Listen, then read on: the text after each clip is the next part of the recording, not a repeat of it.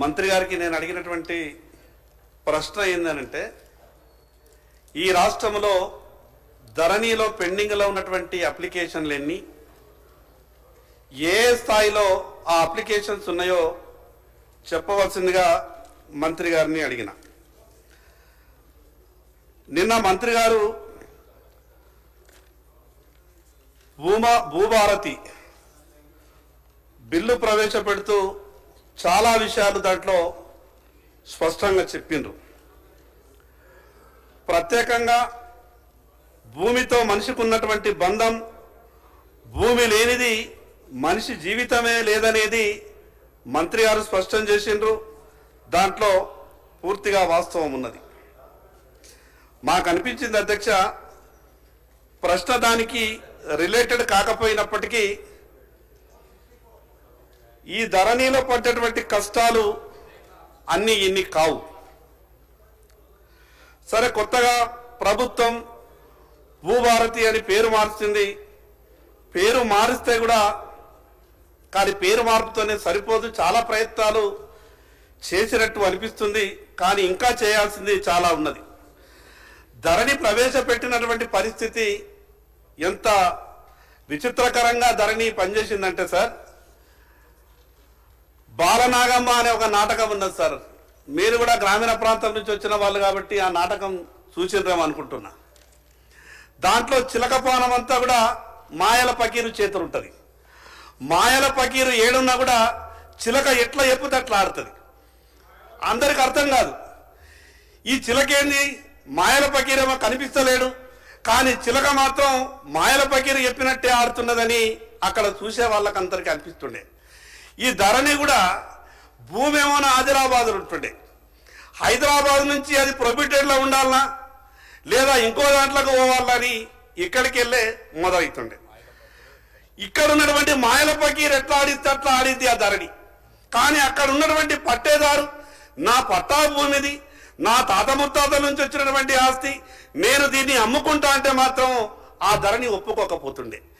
ఎప్పటిదాకానైతే మాయల పకీరు ఇషారా రాకపోతుందో, ఎక్కడిదాకానైతే మాయల పకీరు ఆ చిలకకు చెప్పడో, అప్పటిదాకా రైతు తన పట్టాలున్నటువంటి సొంత భూమిని కూడా అమ్ముకోలేనటువంటి పరిస్థితిలో ధరణి ఉండే అధ్యక్ష.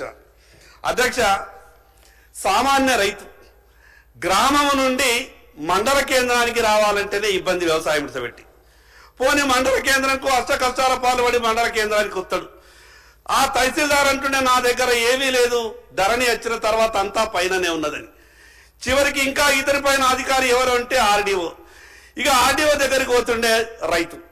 ఆర్డీఓ చెప్తుండే ఇక ఈ కంప్యూటర్ ధరణి వచ్చిన తర్వాత నా దగ్గర ఏమీ లేదు, ఇంకా పైకి పోయిందంటే ఇక మళ్ళా జిల్లా కలెక్టర్ దగ్గరికి ఆ రైతు పోతుండే. జిల్లా కలెక్టర్ అంటుండే నా దగ్గర మిగతా అధికారాలు ఉన్నాయి, కానీ ఈ ధరణికి సంబంధించిన అధికారాలు నా దగ్గర లేవు, ఎక్కడికి పోవాలా సారు అని జిల్లా కలెక్టర్ అడిగితే, ఇది హైదరాబాద్లో CCLA అనే ఆఫీస్ ఉంటుంది, ఆ CCLA అనే ఆఫీసులో పోతే అక్కడ ఒక శిలక ఉంటుంది, మాయల పకీరు ఎప్పుడు ఆ శిలక పనిచేస్తుంది అని అంటే ఈ రైతుకు అర్థం కాక సంవత్సరాల పాటు తిరిగి అద్దపావు చేరుకు పరికి ఏదో కోట్ల రూపాయలు ఉన్నటువంటి భూమిని కూడా లక్షల రూపాయలకు అమ్ముకొని ఆ రకంగా రైతులు ఇబ్బంది పడ్డటువంటి సంగతి మనందరికీ తెలుసు. అధ్యక్ష, తమరి ద్వారా నేను ప్రభుత్వానికి విజ్ఞప్తి చేస్తా ఉన్నాను. ప్రభుత్వాలు చట్టాలు ఏవి చేసినా కూడా ప్రజలకు ఉపయోగపడే విధంగా ఉండాలి. అనేక సందర్భాల్లో మాట్లాడతారు, అధికారాలు మన చేతిలోనే పెట్టుకోవద్దు, అందరికీ అధికారాలు పంచినప్పుడే పరిపాలన సౌలభ్యంగా ఉంటుందని చెప్తారు. ఎన్ని ఘోరాలు జరిగినాయంటే అధ్యక్ష, ఒక పట్టాదారు దగ్గరికి వెళ్ళి నీ చేనుని, నీ పొలంని నాకు ఇంత ధరకు నువ్వు అమ్మాలనంటే ఆ రైతన్నడు నేను ఎందుకు అమ్మాలా, నా తాత తండ్రుల నుంచి వచ్చినటువంటి ఆస్తి నేను అమ్మనంటే నువ్వు ఎట్లా అమ్ముకుంటావో నేను చూస్తా, మా మాయల పకీరు శిలక హైదరాబాద్లో ఉంటారు, దాన్ని నేను ధరణి పోర్టల్లో ప్రొబిటర్లో పెట్టిపిస్తాను వార్నింగ్ ఇచ్చిపోతే, వార్నింగ్ ఇచ్చినటువంటి 2 గంటల తర్వాత ఆ రైతు రిజిస్ట్రేషన్ ఆఫీస్కి వెళ్ళి చూస్తే నీది ప్రొబిటెడ్లో ఉన్నది, నీది నిషేధిత జాబితాలో ఉన్నది, నువ్వు అమ్ముకోలేవు అని ఆ రైతుకు చెప్తే పెళ్లి పెట్టుకున్నటువంటి ఆ రైతు ఏడ్చుకుంటూ రిజిస్ట్రేషన్ ఆఫీస్ నుంచి బయటకు వచ్చి ఏ వ్యక్తి అయితే బ్లాక్ మెయిల్ చేసిండో, ఏ వ్యక్తి అయితే అతపావసి ధరకు నువ్వు అమ్మాలని అన్నాడో ఆ అతని దగ్గరికి వెళ్ళి రైతు బతిమిలాడి ఆ భూమి నమ్ముకున్నటువంటి సందర్భాలు జరిగినాయి. అధ్యక్ష ధరణి పోర్టల్లో 50-60 సంవత్సరాల నుండి వ్యవసాయం చేసుకుంటున్నటువంటి రైతులు గతంలో సాదా బయాన మీద కొన్నటువంటి ఆ భూములని ఈ ధరణి వచ్చిన తర్వాత కొందరు దేశ్ముఖులు కావచ్చు, కర్నళ్ళు కావచ్చు, మిగతా కొందరు దొరలు కావచ్చు, నక్సలైట్ల భయంకు మారుమూల గ్రామాల నుండి బతుకు తెరువు కొరకు హైదరాబాద్ వచ్చినటువంటి దొరలకు తిరిగి 100,000 ఎకరాలు వాళ్ళ చేతిలో పట్టాలు వచ్చిన తర్వాత 50-60 సంవత్సరాలుగా సాదా బయానా మీద 500-1000 రూపాయలకు ఎకరం కొనుక్కున్నటువంటి ఆ రైతులు వీళ్లకు పట్టాలు వచ్చిన తర్వాత వాళ్ళు అనాథలుగా మారిండ్రు. కూలీలుగా బతకడానికి హైదరాబాద్ వచ్చిన వాళ్ళు పట్టాదారులుగా మారిండ్రు. పట్టాదారులు కావాల్సినటువంటి రైతులు అదే గ్రామంలో కూలీలుగా మారిండ్రు. మీ ద్వారా రెవెన్యూ శాఖ మంత్రి గారికి నేను విజ్ఞప్తి చేస్తా ఉన్నాను. గతంలో ఆ రకంగా ఉన్నటువంటి తప్పులను మీరు ఇప్పుడు కొత్తగా ఈ భూభారతిలో చాలా స్పష్టంగా అన్ని విషయాలు జిల్లా లెవెల్లో కూడా చర్చ జరిగింది. ఆ చర్చలు కూడా నేను పాల్గొన్నా. కానీ మీకు కూడా ఒక విజ్ఞప్తి చేస్తున్నా, మీ ద్వారా రెవెన్యూ శాఖ మంత్రి గారికి నేను ఒక విజ్ఞప్తి చేస్తా ఉన్నా. గత ప్రభుత్వం ఏ రకంగానైతే మాయల పకీరు శిలక వ్యవహారం చేసిందో మీరు పెట్టినటువంటి బిల్లులో కూడా ఒక క్లాజ్ ఉంది అధ్యక్ష. ట్రిబ్యునల్లను ఏర్పాటు చేసే వరకు CCLAనే దీనికి సర్వస్వం అని మీరు ఆ క్లాజ్ని, ఎందుకంటే తర్వాత చర్చలో చెప్పాలనుకున్నాం కానీ సందర్భానికి అనుసంధానం ఉన్నది కాబట్టి నేను చెప్పే ప్రయత్నం చేస్తా ఉన్నాను.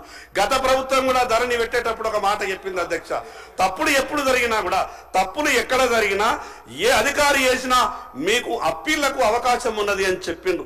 6-7 సంవత్సరాలు గడిచిపోయింది అధ్యక్ష. ఎక్కడా కూడా ట్రిబ్యునల్ ఏర్పాటు, ఎక్కడా కూడా నా ప్రశ్న మొదటిసారి వచ్చింది, దండం పెడతానా. మీ ప్రభుత్వం సలహాలు చెప్తున్నాం, సూచనలు ఇస్తున్నాం అన్న. గత ప్రభుత్వం చెప్పి అధ్యక్ష ధరణి వల్ల పూర్తిగా ఏదో చెడు జరిగిందని కూడా నేను చెప్పా. అక్కడ ఉన్నటువంటి లోపాలు మాత్రమే చెప్తున్నా. నేను ధరణి వల్ల పూర్తిగా పనికిరాని చట్టం అని కూడా చెప్పా. అక్కడ ఉన్నటువంటి లోపాలు చెప్పేటటువంటి ప్రయత్నం చేస్తున్నా అధ్యక్ష. నేను మీ ద్వారా రెవెన్యూ శాఖ మంత్రి గారికి ఆ విషయం ఎందుకు స్పష్టం చేస్తున్నానంటే, CCLA అనేది ప్రభుత్వం చేతిలో. ధరణి పోర్టల్ వచ్చిన తర్వాత అధ్యక్ష ఈ రాష్ట్ర చీఫ్ సెక్రటరీ పదవికి కూడా లేనటువంటి విలువ CCLAకి వచ్చింది. హైదరాబాద్, రంగారెడ్డి జిల్లాలకు ఆనుకొని ఉన్నటువంటి మండల తహసీల్దార్లకు, జిల్లా కలెక్టర్కు లేని విలువ కూడా తహసీల్దార్లకు వచ్చింది. 100,000 కోట్ల రూపాయలు మనం అనేక సందర్భాల్లో పేపర్లలో చూసినాం. పోస్టింగ్ వచ్చినటువంటి 3 నెలలకే ఒక తహసీల్దారు ఆదాయం 480 కోట్ల రూపాయలు. ఇక్కడ లేకుంటే పక్క రాష్ట్రాలు ఉన్నటువంటి చుట్టాల పేర్ల మీద భూములు మార్చుకున్నటువంటి పద్ధతిని కూడా మనం చూసినాం అధ్యక్ష. ఏ రాష్ట్ర రాజధానికి కూడా, ఈ దేశంలో ఉన్నటువంటి ఏ రాష్ట్ర రాజధానికి కూడా 1000 ఎకరాలు, లక్షల ఎకరాలు ప్రభుత్వ భూములు లేవు. అది మనం చేసుకున్నటువంటి పుణ్యమో ఏవో, ఈ తెలంగాణ రాష్ట్ర రాజధాని హైదరాబాద్కు మాత్రమే లక్షల ఎకరాల ప్రభుత్వ భూమి ఉన్నది. ఇప్పటికీ కూడా ప్రభుత్వం సరైన రీతిలో వ్యవహారం చేస్తే, ప్రభుత్వం ఆధీనంలో ఉన్నటువంటి ఆ భూముల్ని రక్షించుకుంటే లక్షల కోట్ల రూపాయలు రాష్ట్ర రాజధానికి ఆనుకొని ఉన్నాయి అధ్యక్ష.